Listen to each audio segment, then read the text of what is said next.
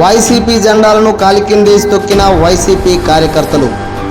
కోడుమూరు నియోజకవర్గంలో వైసీపీ వర్గాల మధ్య బగ్గుమన్న విభేదాలు.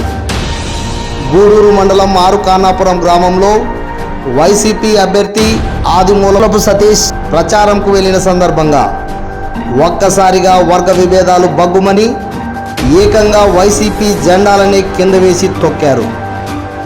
ఆరుకానాపురం గ్రామంలో ప్రచారం సందర్భంగా ఎటువైపు వెళ్ళాలి అనే దానిపై సర్పంచ్ మునుస్వామి, జెడ్పీటీసీ మౌలాలి వర్గాల మధ్య సమస్య తలెత్తింది.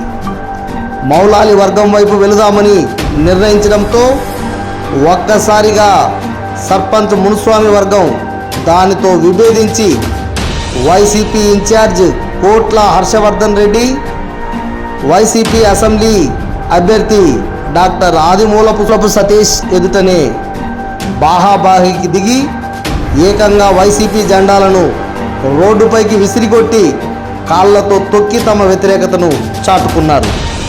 ఇది జిల్లాలో ప్రధానమైన చర్చనీయాంశమైంది.